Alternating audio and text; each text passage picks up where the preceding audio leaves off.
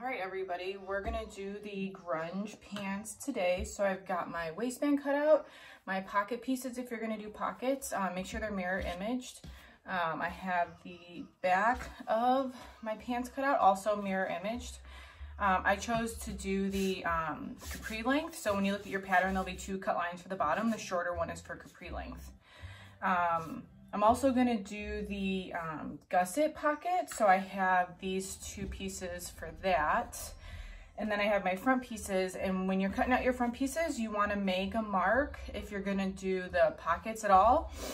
So you know where your pocket lays, since these ones are going to sit on top of the pants rather than like tucked inside. So the first thing I'm going to do is get my pockets ready. So I'm going to fold this over here and I am going to top stitch that on right there, and then I'm also going to stitch the gusset on, but I'll come back with a little clip of me doing that. So I've got my pocket pieces hemmed here. Now I'm gonna get my gusset ready. If you're not doing the gusset pocket, you can just take your pocket like this and you just top stitch it right on here. It gives it that frayed look, which is just part of the style of the pants. Super easy. Just lay it right on top, line up your raw edges here and top stitch.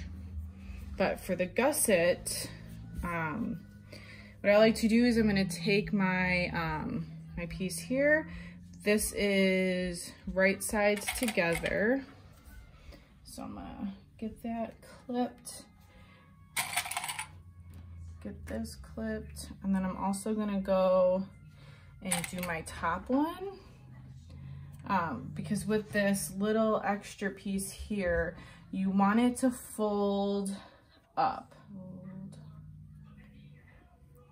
There we go. Okay, so sorry, that took me a minute to get. You want it to fold in. So you're gonna take this, you're gonna line up this edge pretty much to your corner here, and then you're gonna take the extra and fold it up this way, and that should get you nice and lined up with your corner and your edges. I gotta pull this up a little bit. Right.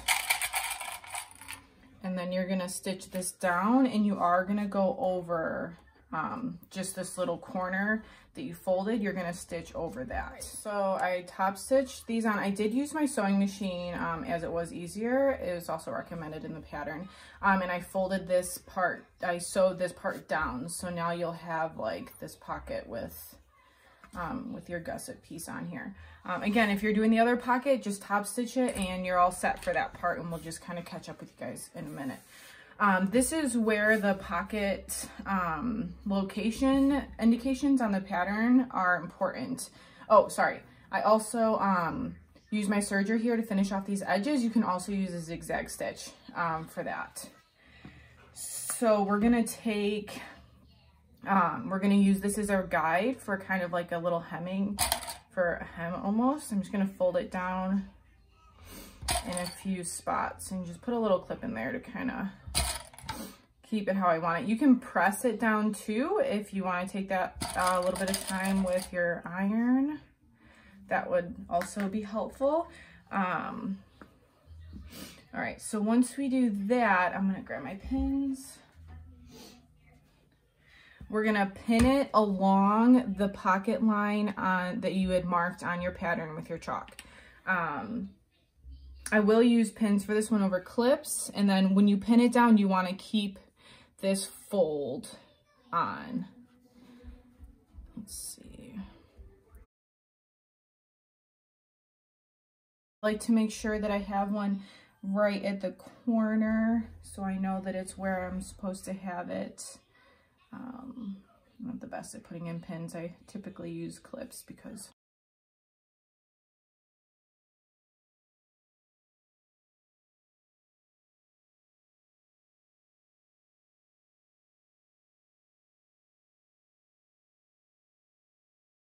all right, so now that I've got a few of these on here, I'm also going to Mommy, Now I've got this all pinned on. I'm gonna go and top stitch this down probably like 1/8 of an inch from the edge, or just as close as I can get it. And I am gonna do this with my regular sewing machine. So I'm gonna do both my pockets, and then we'll come back, and if you do those other pockets, we'll be just about at the same place. I've got my gussets sewn on. So what you're gonna do now is you're gonna take where the gusset is and you're gonna fold it so it's right sides together, and then fold the pocket piece over that. So the gusset's kind of tucked in over here. And we're gonna do the same thing down here. You wanna get it tucked in, and that should kind of tighten up your band here. Once you do that, it should make this nice and tight. Not tight, but you know, it's not gonna be flopping around anymore. And then you're gonna do that for the other side, and you're gonna do just a little stay stitch here along the top and the side to keep that in place when you assemble the rest of your pants. All right, I've got my pockets all ready to go with their stay stitches on. And if you did the other pocket, you also wanna do the stay stitch option before you top stitch. It just can be really helpful. So now I'm gonna take my front pieces, I'm gonna lay them right sides together, and I'm gonna sew the crotch seams. I'm gonna do the same thing with my back pieces. So I'm gonna put them, my fabric's curling on me. I'm gonna put them right sides together. I'm going to clip them along here, and then I'm gonna take them over to my serger and sew it, or you're gonna use your zigzag stitch on your regular sewing machine. Got my front and back pieces put together, and now I'm going to lay them right sides together, and I'm gonna sew down the outsides of the leg. I'm gonna hold off on this inseam part because we're gonna hem the bottoms first. All right, now my pants look like this. I'm gonna open up the leg like so, and then it's gonna hem 3/4 of an inch. So I'm gonna take my little tool here. I'm gonna fold it up, make sure it's 3/4 of an inch,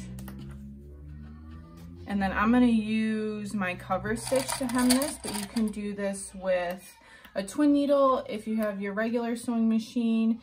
I think we can even do this one with a straight stitch because I don't think it really needs any stretch. So I'm gonna do this for both, and that's the same even if you're doing the capris. You wanna get this hemmed first. I've got my bottom bits hemmed up, and now I'm just gonna match up these raw edges. I like to do the bottoms, and then I like to make sure that these middle seams are correct. And together, same thing here. And again, you can always add as many clips or pins as makes you comfortable, so you can make sure you're getting all your layers sewn together. All right, so I'm gonna go to my machine again. I'm gonna sew along here and be back. So I've got my inseam sewn together. Now, if you like to finish your edge, your little seam here, I like to leave my serger tails a little bit long. And what you're gonna do is you're gonna fold it up like this, fold it over, and you're gonna go to your machine and do a nice little top stitch right here, and that just finishes it off like pretty nicely. I really enjoy doing that. So I'm gonna do that, and then if you're doing the pant length, then the bottoms are done. If you're doing the capri length, you're gonna fold these twice up, you know, get them nice where you want them, and then just put little stitches on the side to keep that roll in place. So I'm gonna go ahead, I'm gonna get that done. And then I also went ahead and I prepped my waistband. So I just took it, I put it right sides together and sewed along the raw edge, and that just gave me this like nice little tube right here. Now I'm gonna find the quarter pieces to my band. So I'm going to fold it this way, and I'm gonna put a clip here to mark it, and then I'm gonna match up these two and put a clip here to get that one. And then this is just gonna make sure that when you put this on, it's staying on evenly. With this type of waistband, you're not gonna have to stretch at all, so getting it on evenly shouldn't really be a problem, but I still like to do it just in case. So I'm gonna line up my back seam here with the back of the pant seam, and then I'm also doing all the raw edges are matching up together. So your waistband is going to be kind of tucked into the pants right now, so that your fabric is right sides together. And then I'm going to use all of these marks to know where to put them onto the pants. Like I said, with this one, when you sew it together, you're not going to be stretching it at all. Okay, so now it kind of looks like this, all tucked in there nicely. When you start sewing this on, you want to leave like a 2-inch gap because we're going to have to feed our elastic through there.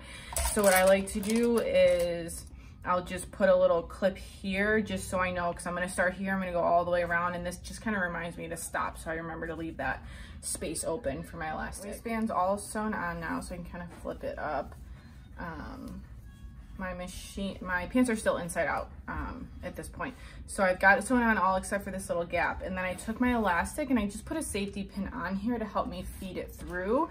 So I'm gonna find this hole, and I want it to go between just in the waistband little pocket here, and I'm just gonna kind of tuck it in there a little bit, and I'm just gonna inch it along the safety pin. So I'm gonna scrunch and then pull, and I'm gonna do that all the way around. Careful not to put your elastic all the way, like, you know, get stuck in there, because then you're gonna have to pull it out and start again.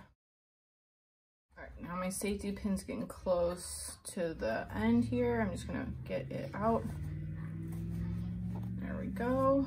And I'm gonna pull it through a little bit, but again, careful to leave this here so you don't end up losing it all.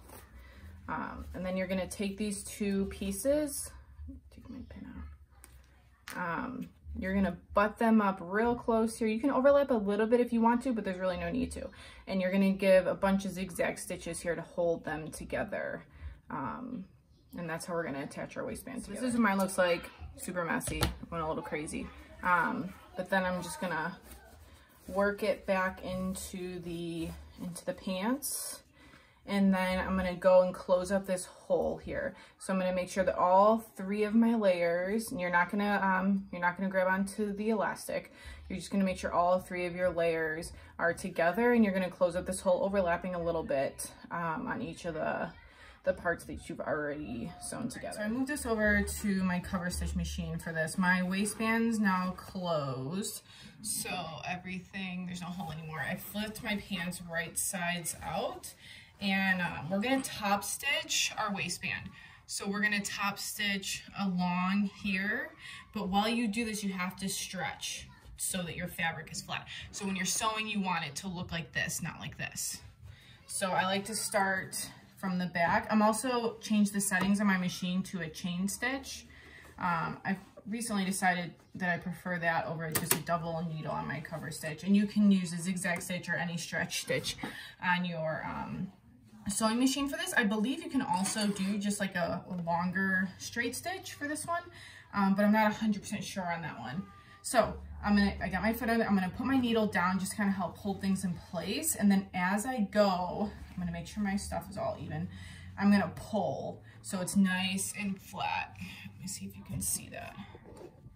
I know this one is talked about a lot. So as I go, I'm gonna pull from this end, and occasionally I'll kind of bring my hands over here just to kind of hold everything flat on both sides to make sure it's going through evenly. All right, so here we go.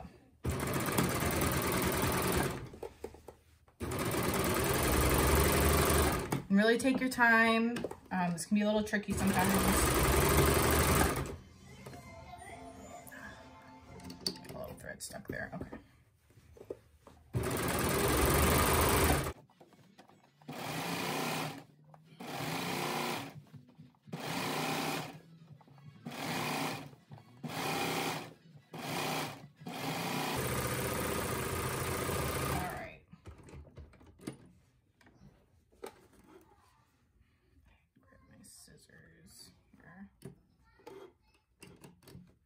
All right, so that's gonna give me this look.